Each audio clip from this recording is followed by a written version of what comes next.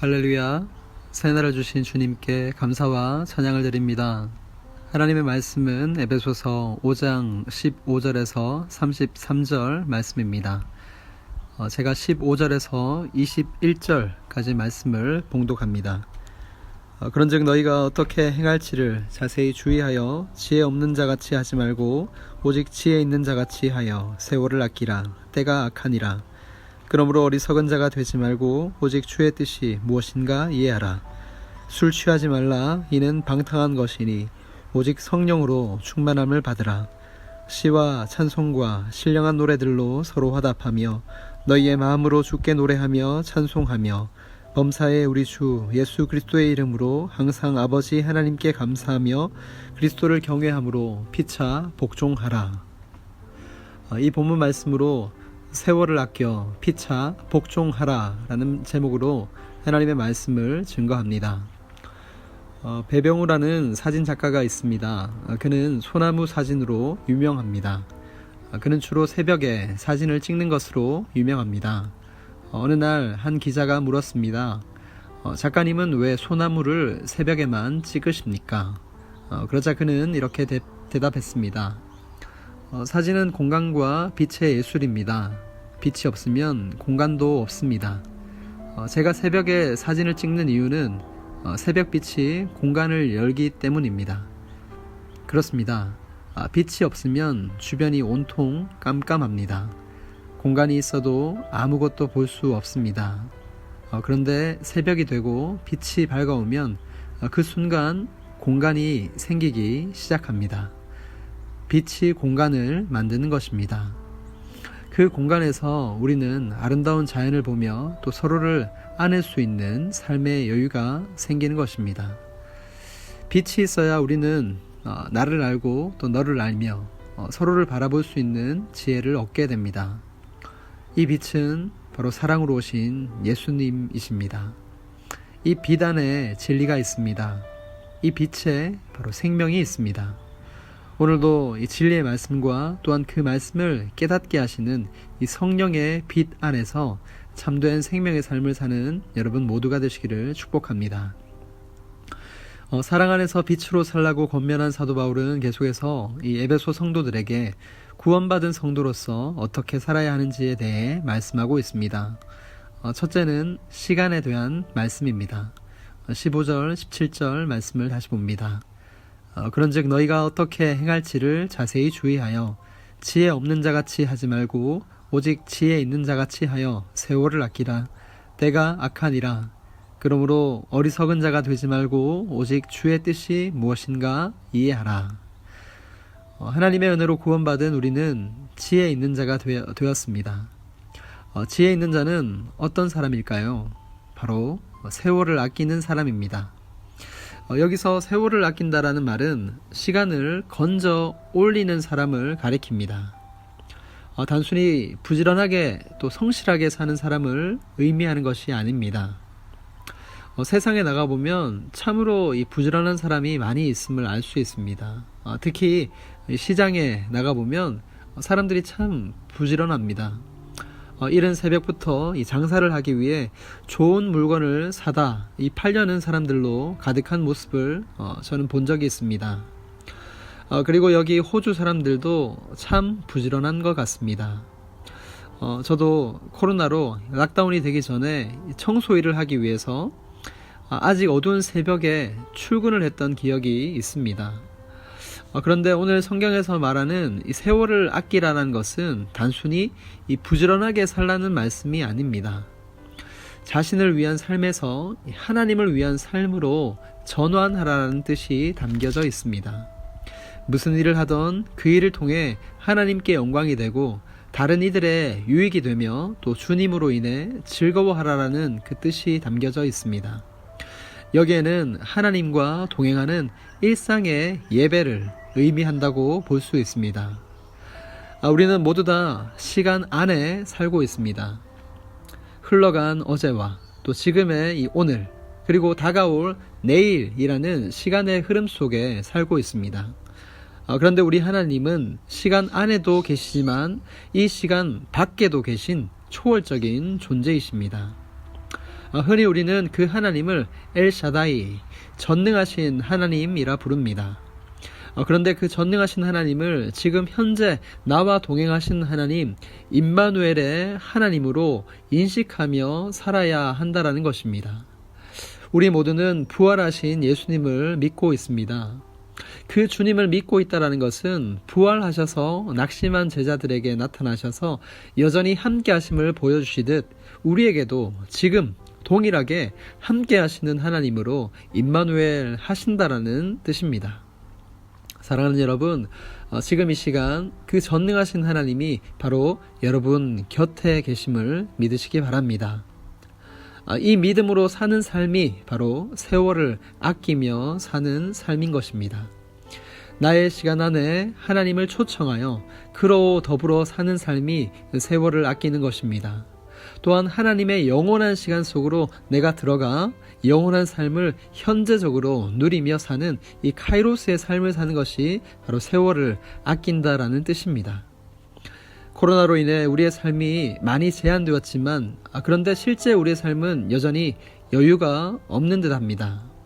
그 이유가 무엇일까요? 그건 우리 마음에 빛이 없기 때문이 아닐까 싶습니다. 하나님을 초청할 이 공간이 없는 것입니다. 빛을 받아들이지 않는 어둠이 가득한 것은 아닌지 스스로를 돌아보았으면 합니다. 사실 우리보다 훨씬 더 바쁘게 사는 분이 계십니다. 바로 예수님이셨습니다. 그런데 주님은 결코 분주하지 않으셨습니다. 하루 24시간을 쉴 틈 없이 바쁘게 사셨습니다. 회당에서 가르치시고 또 병든 자를 고치시며 또 이 마을 저 마을 걸어 다니시며 날이 저물 때나 또 마음이 힘들고 몸에 질병이 있는 모든 사람들을 받아주시고 또 어루만져 주시며 다 고쳐주신 분이 바로 우리 주 예수님이십니다. 그런데 그분의 삶에는 늘 여유가 있었습니다. 그리고 기쁨과 평안이 있었고 또 하늘 아버지를 향한 감사와 찬양, 만족으로 가득했습니다. 그 이유는 주님 안에 하나님 아버지가 계셨고 또 성령으로 늘 충만하셨기 때문입니다. 자신에게 허락된 모든 시간을 이 하나님의 시간으로 사셨던 주님을 본받아 우리 또한 세월을 아끼며 사는 저와 여러분이 되기를 소망합니다. 구원받은 성도의 두 번째 삶은 바로 피차 복종하는 삶입니다. 19절에서 21절 말씀입니다. 시와 찬송과 신령한 노래들로 서로 화답하며 너희의 마음으로 주께 노래하며 찬송하며 범사에 우리 주 예수 그리스도의 이름으로 항상 아버지 하나님께 감사하며 그리스도를 경외함으로 피차 복종하라. 아멘. 이 구원받은 성도로서 마땅히 할 첫 번째 일은 감사와 찬양입니다.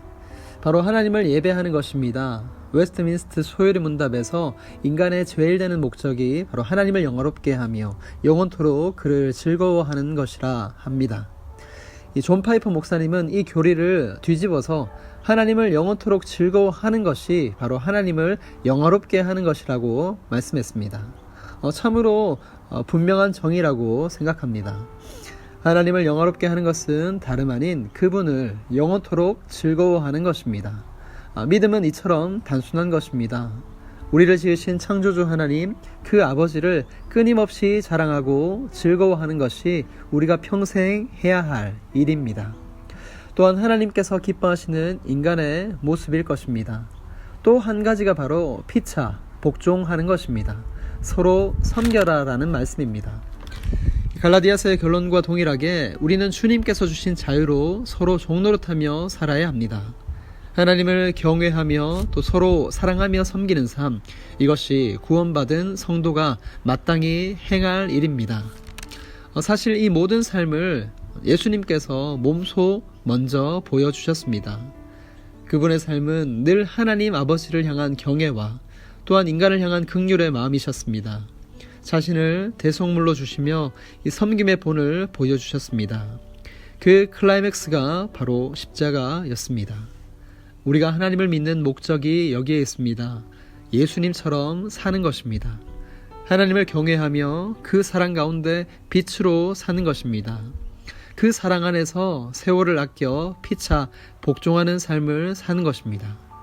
그런데 문제가 있습니다. 그러한 삶이 머리로는 수긍이 가는데 삶으로는 잘 되지 않는다라는 것입니다. 왜 그럴까요? 이유는 단 하나입니다. 여전히 내가 주인이 된 삶이기 때문입니다. 사실 우리의 삶이 얼마나 많은 시간 자기를 사랑하며 살아갈까요? 예수님을 믿는다 하면서도 자기를 위해 사는 삶이 많은 것을 고백하지 않을 수 없습니다. 하나님은 그 삶에서 계속해서 우리가 돌이키기를 원하십니다. 그리고 진정한 행복을 그 좁은 길 십자가의 삶을 통해 깨닫고 맛보며 살기를 원하십니다. 이것이 하나님 우리 아버지의 마음입니다. 교회를 사랑하는 하나님의 마음이 여기에 있습니다. 25절 말씀입니다. 남편들아 아내 사랑하기를 그리스도께서 교회를 사랑하시고 그 교회를 위하여 자신을 주심같이 하라. 여러분, 이 말씀은 숨겨진 말씀입니다. 32절에 보니까 이 비밀이 크도다 나는 그리스도와 교회에 대하여 말하노라 라고 사도 바울이 분명히 밝히고 있습니다. 교회의 비밀에 관한 말씀입니다. 이 본문에 나오는 남편과 아내의 관계를 회복하기 위해서는 이 교회의 원리를 이해해야 합니다. 바로 하나님의 사랑입니다. 그리스도께서 교회를 사랑하시고 그 교회를 위하여 자신을 주셨다라는 이 놀라운 사랑, 그것을 깨닫게 되면 우리는 세월을 아낄 수 있습니다. 그리고 얼마든지 피차 복종할 수 있는 것입니다. 그 비결은 아무리 강조해도 지나치지 않는 하나님의 사랑에 있습니다. 사랑하는 성도 여러분, 우리는 이미 하나님의 은혜로 구원받은 천국 백성임을 기억하시기를 바랍니다. 오늘도 그 놀라운 하나님의 은혜 가운데 오직 성령의 충만함으로 말미암아 모든 시간 속에 하나님과 동행하며 우리에게 주신 가족과 이웃, 일터와 삶의 모든 부분에서 피차 종노릇하며 하나님을 영화롭게 하는 아름다운 천국 백성 다 되시기를 우리 주 예수님의 이름으로 축복합니다. 사랑의 아버지 하나님, 새로운 한 달을 우리에게 주심을 감사드립니다. 오늘도 생명의 말씀으로 찾아오셔서 우리를 택함받은 주의 백성이라고 말씀해 주시며 천국 백성의 삶을 이 땅 가운데 살기를 원하시는 이 아버지의 마음을 알게 하시니 감사드립니다. 구원받은 성도로서 마땅히 세월을 아끼며 피차 복종하는 아름다운 삶을 살게 오늘도 은혜를 내려 주옵소서. 세상은 끊임없이 자기를 사랑하며 높은 자리에 올라가라고 말하지만 이 모든 거짓 메시지를 내려놓고 변함없는 진리, 하나님의 말씀을 더욱 상고하며 오직 성령을 쫓아 행하는 지혜로운 자들이 다 되게 하옵소서. 가장 높은 곳에서 가장 낮은 곳으로 오시어 하나님을 경외하며 사람을 아낌없이 사랑했던 예수님처럼 우리 또한 그렇게 빛으로 어두운 세상을 밝히며 맛을 잃어버린 땅에 녹아져 맛을 내는 한 줌의 소금이 되게 하옵소서. 썩어질 이 땅에 미련두기보다 영원하신 하나님 나라를 소망하며 오늘 주신 이 하루의 삶도 다만 그리스도의 향기를 나타내는 사랑과 섬김의 삶을 살게 인도하여 주옵소서. 우리를 통해 하나님의 은혜의 복음이 오늘도 증거되는 기쁨의 한날 되게 하옵소서. 우리의 위로와 소망 되시는 우리 주 예수님의 이름으로 기도합니다. 아멘.